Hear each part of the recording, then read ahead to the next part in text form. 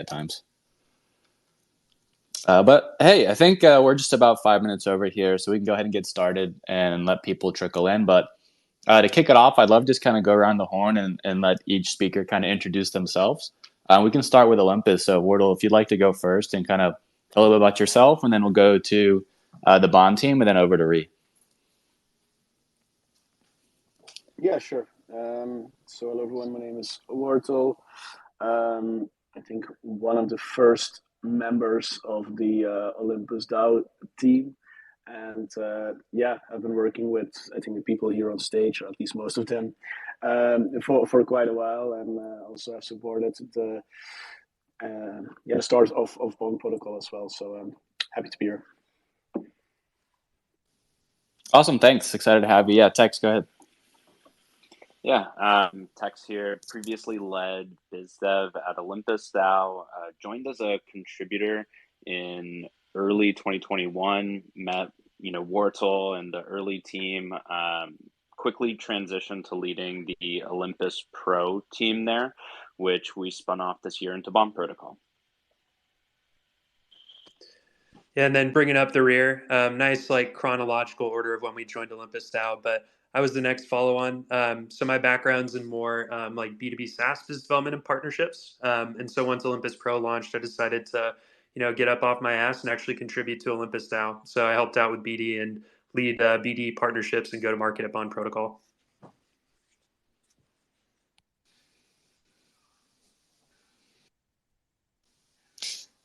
Cool, and I'm Ree. So thanks for joining, everyone. I'm the product lead for Fjord, and so prior to Fjord, we were named Copper Launch for those of us that don't know, and we've recently ventured out into NFTs as well with Fjord NFTs, and we're building out products on top of Balancer's liquidity. Grow and kind of servicing needs of DAOs and communities as a whole.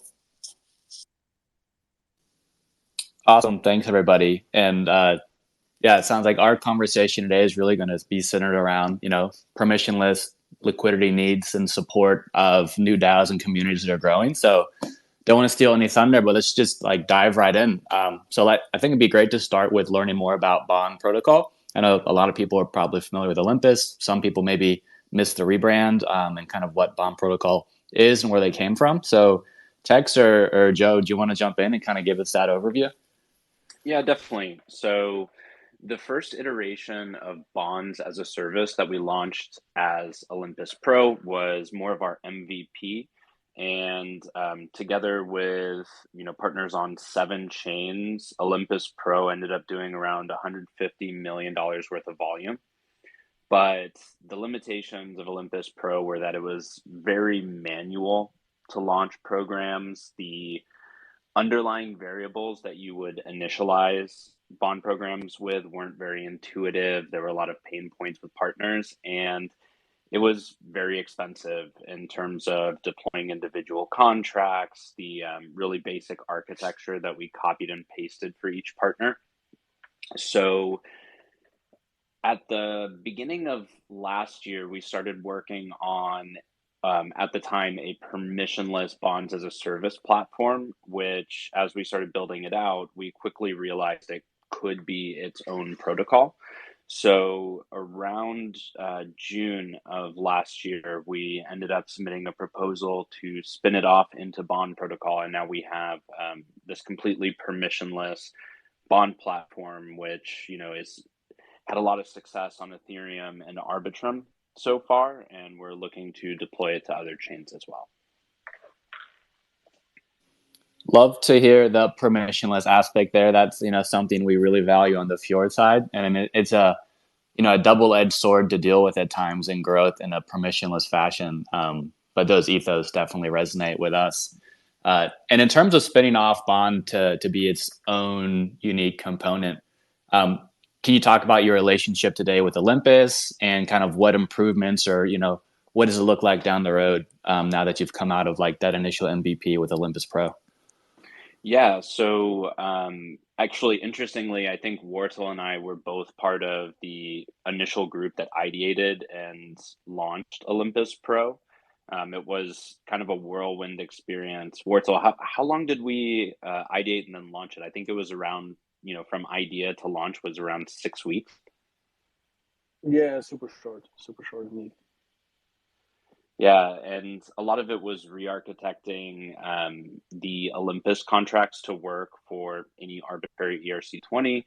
But given the short window, there were a lot of gas inefficiencies that would be nice if you were launching a new protocol using these contracts. But for just handling, kind of a one-off B2B program, we ended up refining the architecture, had really, really great improvements in terms of um, the transaction costs, the cost of deploying new programs. I think a bond program costs maybe around like 15 cents to deploy on Arbitrum right now. It's pretty amazing. I mean, yeah, Arbitrum growth is happening. love to see that. I'm seeing a lot of Arbitrum popping up everywhere right now, and the L2 is really enabling new possibilities. We haven't seen as much, L2 growth on Fjord. We have seen some, but hopefully, maybe a little Arbitrum winter comes through here and makes it a little more exciting.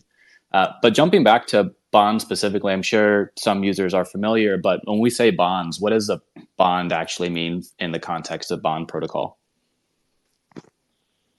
I can take this one, Tex. Yeah, so bond issuers will deploy permissionless ERC20 bond markets. And so the issuer will be typically crypto projects or DAOs that are looking to accomplish, it can be a number of use cases, but generally three. So one is securing protocol owned liquidity. As they obtain that, they don't have to incentivize liquidity through liquidity mining incentives anymore. So they're able to gain inflation control and reduce inflation related to liquidity mining incentives. The next use case is treasury diversification. And so I think this one's particularly important for projects launching on Fjord. After that initial liquidity bootstrapping phase, typically their treasuries are going to be primarily composed of their native governance token. And so over time, what they're going to want to do is adjust that composition to be uncorrelated assets, reserve assets like ETH, stables, or even OHM, really any ERC20 that they want to take in. And so through bond markets, they're able to intake that by sourcing those quote assets from their community. And so once community members bond, they're issued a bond token in return for providing that quote asset, which vests over a term that the project issuer can configure. So it could be instant swaps, it could be 7 days, it could be up to 269 days. And upon completion of that, the bonder can then apply their vested tokens elsewhere in DeFi through loans, investing elsewhere, staking it. It's pretty flexible, but I think we do align with Fjord Foundry and not just our mission to provide permissionless marketplaces, but also making sure that participants in the market are on equal footing, and also that they have access beyond just DeFi power players, whales, and bots. So on those timelines, what are you seeing for like the most common when it comes to vesting tokens and kind of that duration? How are some of these teams using bonds today? Yeah, and again, it does vary depending on the use case, but typically right after the token launch, as I mentioned, they're going to couple it with a liquidity mining program. And so the problem there is you're renting liquidity from what could be mercenaries. There's been a ton of articles published by like Masari, A16Z that just talk about the broader inefficiencies. And so typically these programs can be gained by whales mercenary capitals. They pump in a lot of liquidity, reap rewards, and then within 15 days, more than 50% of them have exited completely after depleting the treasuries. And so by acquiring protocol owned liquidity, protocols are able to turn down those incentives, but then also provide an out for individuals who are looking to exit their liquidity positions as well. But for folks that actually do own some liquidity through their launch, they're able to then focus more on, hey, how do we continue to cover operating expenses? How can we get a steady stream of stables and reserve assets? And so then they'd issue more of those treasury diversification or stable bonds as well. Tex, I saw you came off mute. You had something else to add there? Yeah, I just wanted to mention that those use cases for liquidity and treasury diversification, generally the most common that we're seeing is around 7 days vesting, a lot of 14-day and 28-day experiments. But with Wartel here, I also wanted to kind of toss the floor over to Olympus to speak a bit about the longer time horizon ohm bonds that they're pioneering right now. Yeah, ohm bonds is another application indeed that we are definitely still in the exploration phase of doing so. So for the people that aren't really aware, what it basically is you can do through an auction, right? You can basically buy a bond of ohm like you would do with US dollar treasuries now. That matures at a certain date, like any bond, but in this case with Olympus, I think we've tried now 1 month, 3 months, and 6 months of bonds. And what this eventually we hope that will replace is just the plain staking and inflation that we have through that, because basically there it's a bit of a participation trophy, right? Like staking, you can just unstake at any point in time. And there is no real utility with that staked ohm. It's not locked, so you cannot use it in anything such as lending markets or other interesting areas where you might want to use those assets. So with long-term bonds, what we could enable, even if it's just for the same assets, so ohm to ohm assets, you can basically construct your own bonding curve, which is super cool. But also that allows the protocol to use this bonded ohm and to generate velocity and yield through this bonded ohm as well. And that really opens up a plethora of very interesting things that we can do with them. Very cool. Are you working with any teams right now that you'd like to highlight or iterate on the MVP for like what's expected in a few months or iterations on this approach? Yeah, so yeah, we of course just doing this as Olympus, so ohm to ohm.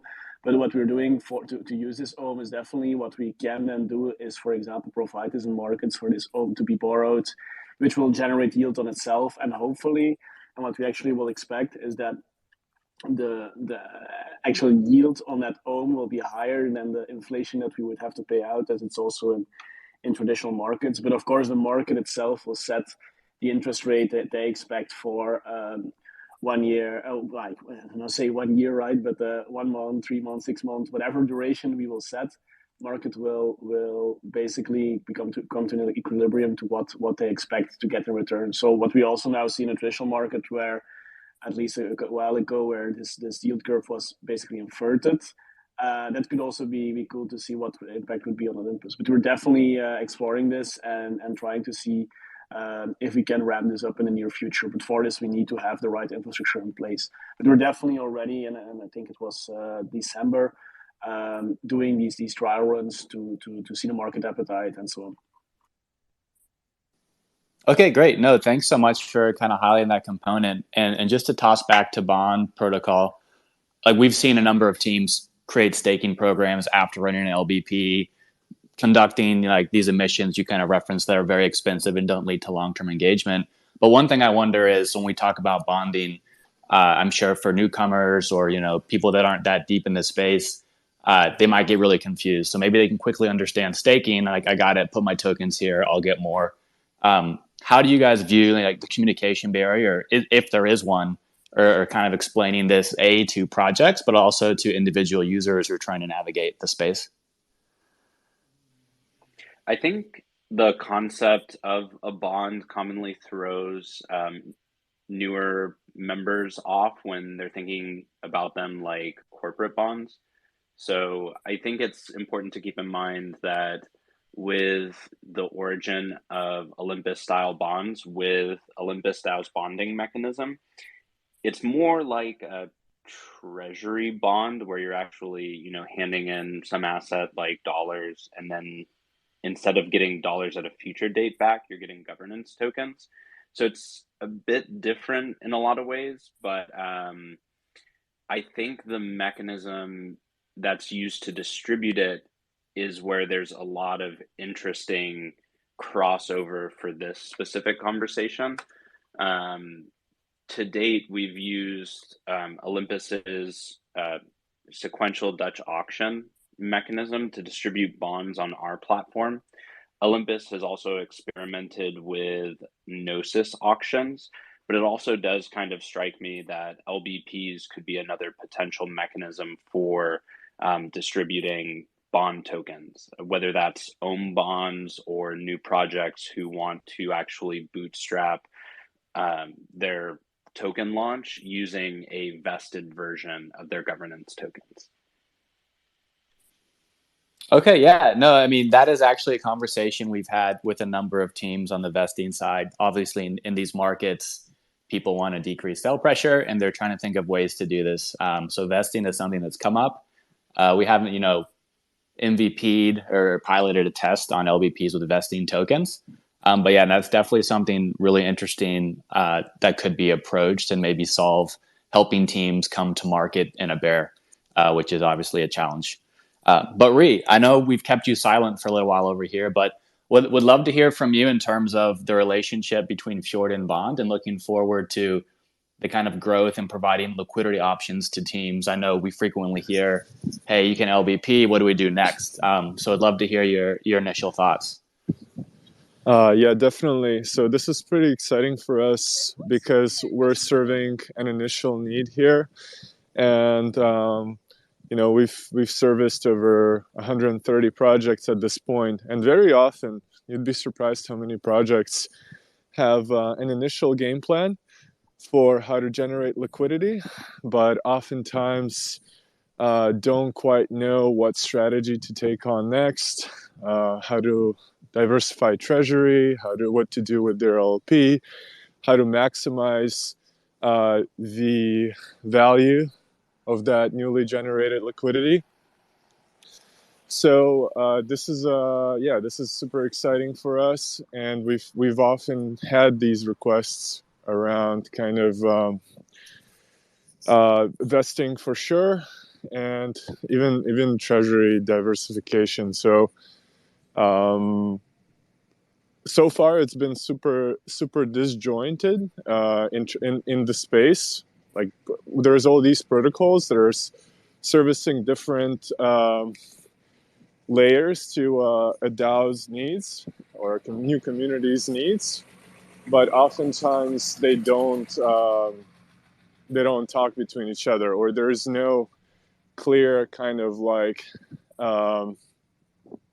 downstream integration or navigation. So like teams will sometimes need to plug in governance from somewhere else, liquidity management from elsewhere, and so on, post an LBP.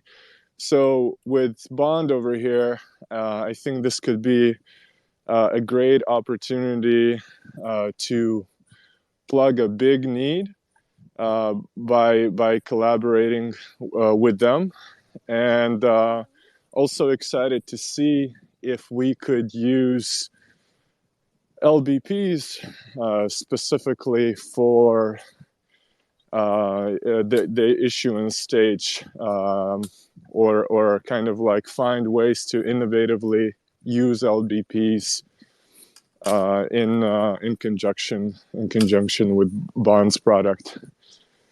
I think this is roughly it. So we'll kick things off, and we'll see where things lead. But I'm pretty optimistic and excited about the potential here. Yeah, no, thanks for that, Ree. I think we all are pretty excited to kind of see how this works. And I do think in this market that this type of collaboration would lead to a lot more success for teams trying to grow, because they're trying to overcome so many different challenges, and worried about sell pressure is definitely one of them. But back to Bond. Do you view bonds specifically like as a better market fit for certain types of entities or DAOs? Or do you view it more as a general solution that can fit, most or if not all teams that are, distributing tokens and trying to manage their treasury? I think Joe has a really good way that he segments different protocols by their maturity stage. So I'll hand this one over to him. Thanks, Tex. Yeah, we look at DAOs and potential candidates for Bond Protocol according to a maturity curve. So if a partner reaches out to us or a prospect and they say, hey, we want to use bonds in order to facilitate a token launch and seed initial liquidity, that's a poor fit for us. So we're going to immediately refer them into Fjord Foundry in order to use their LBPs and establish and bootstrap that initial liquidity. But we'll then take over after that initial launch phase in order to focus on protocol owned liquidity and growing and diversifying their treasury. So we start at that initial scale up approach. And then as they grow and evolve and eventually they grow their communities, eventually they have additional revenue streams, then it's starting to think about, okay, how can we control outflows of our treasury, of our token? How can we control operating expense internally? And what assets do we need? And so that's when treasury diversification really starts to take over as a key value prop.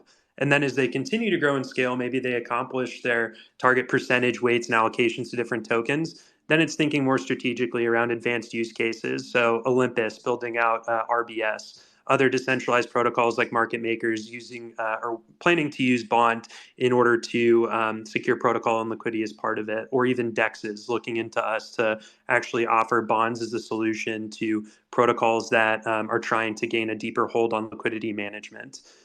So depending on the DAO state, its use case, its treasury state, we have a shelf of solutions that we try and recommend. And it makes it a little bit tricky at times to prescribe the right thing, but ultimately we try and narrow it down to the actual pain that the protocol is experiencing. And we're only going to recommend bonds as a solution if it can actually help. Okay, I think you mentioned in that as RBS. So for users that or listeners who might not be tracking, is range bound stability. I don't know. Could you or Wartle, could you kind of elaborate a bit more on kind of what that is and what it's intended to do? Yeah, for sure. So indeed, we integrated very closely with Bond Protocol on the actually even before the launch of range bound stability, right, to coordinate this. But what range bound stability aims to do is basically bring relative stability.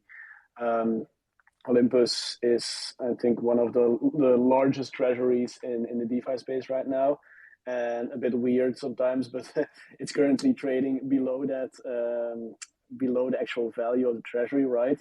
So what we can do and what this allows us to do is basically market make for our own protocol.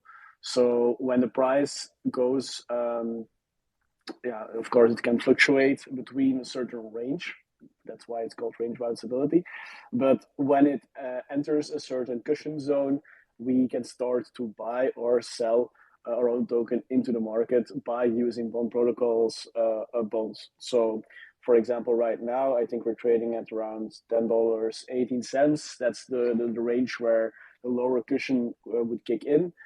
So once it is below that, we can buy actually get own from the market, buy own from the market by giving DAI in return. But if the market would overheat, like we would saw, like what we saw last year or even longer ago, we could also say, look, now it's entering that upper cushion, and we could then actually sell OM into the market by again using a bond where people deposit DAI and we give them OM in return. That would cool off a bit the market there. But what this has allowed us to do, and I think anyone who opens a short or goes to our website, is to gradually also keep that volatility relatively low while still giving upside towards the industry itself. So whereas dollar or stable coin would be pegged to a certain value, OM actually gives that room to also expand and of course interact with the market as well, without having these big spikes that you see with other assets. Okay, thanks for that overview. That's, I mean, very, very clear. And if other protocols want to come in and use range bound stability, are these typically conversations where they're asking for advice on what's the best way to do it or what should they be targeting? Because I imagine maybe there's some skills that they don't have that they would, need some help with. Well, I don't think range bound stability in itself is something a lot of projects actually have the capability to execute, because it requires a lot of capital. But the idea behind it can all be executed through Bond Protocol as well, because everything we use, all the bonds that we use, all the logic and so on, actually goes through their contracts. So if you would want to have something similar, but maybe with less capacity or only in certain zones, I think the knowledge is for sure present within the Bond Protocol team, and of course Olympus would always be happy to help out as well. Okay, yeah, no, very cool. Oh, sorry, go ahead. Oh, I was just going to mention that I think the other really cool thing is that all the contracts between Bond and Olympus are all open source, and this is another really big point of overlap that we really believe in open source projects and code in Web3. No, that's I think those ethos, especially in this day and age, with so many centralization failures and lack of trust, that if DeFi is to survive, that's kind of got to be the front foot forward always to grow trust. So 100% on that front. And then just in terms, Joe, you kind of mentioned there's like a suite of services projects can kind of work through when they're looking at Bonds and Olympus Pro. Can you shed any light on future plans for maybe additional services that aren't out yet, or where you're kind of leaning towards? Not to leak too much alpha, but yeah. That's all Tex is our head of product. Tex, you want to speak to that? Yeah, sure. I think in the near future we'll have a couple minor tweaks on the bond model. Like currently it uses an auction mechanism, but we've had some partners request using like a fixed price. So we can actually accommodate that with our contracts.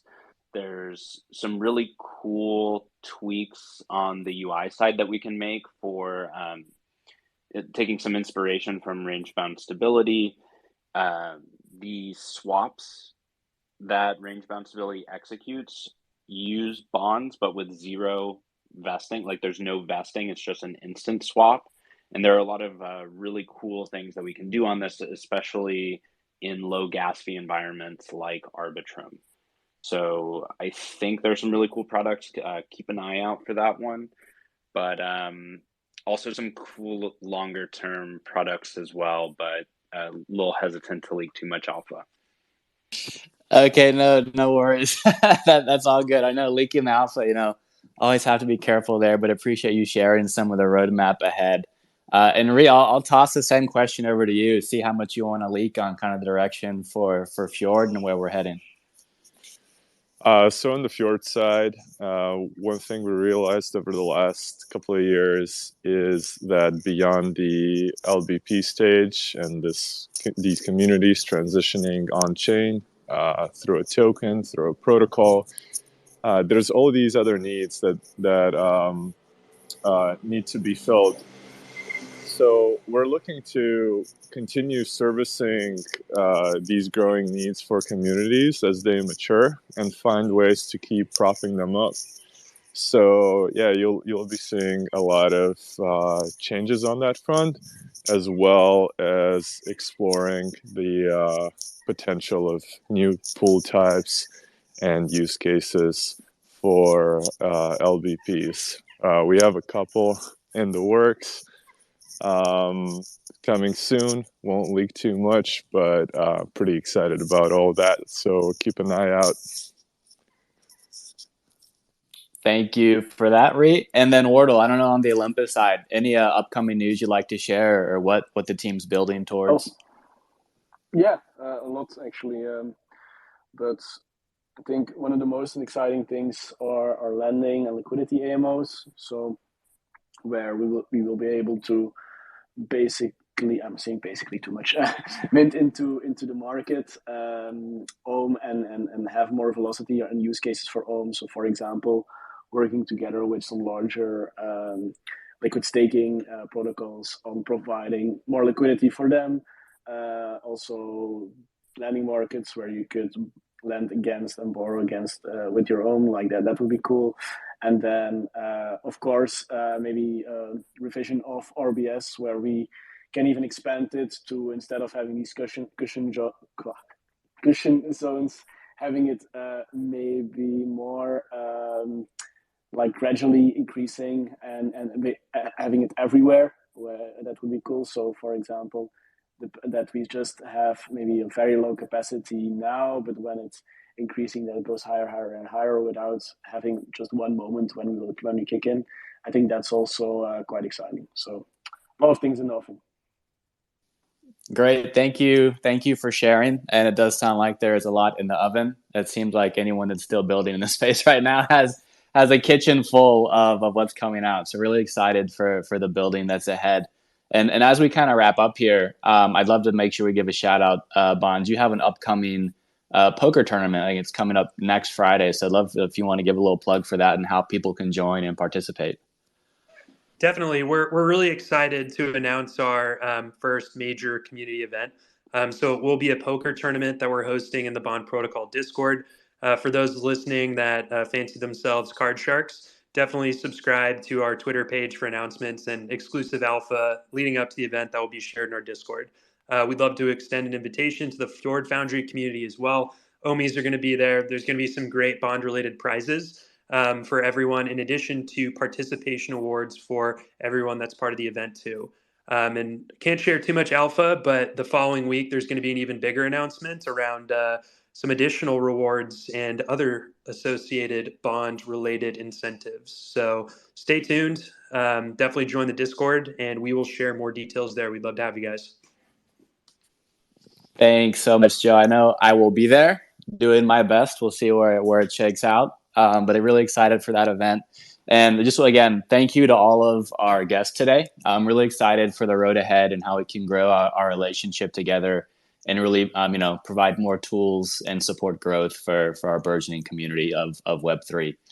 So please jump into Discord. So you got Bond's Discord, Fjord's Discord, Olympus, lots of Discords to join.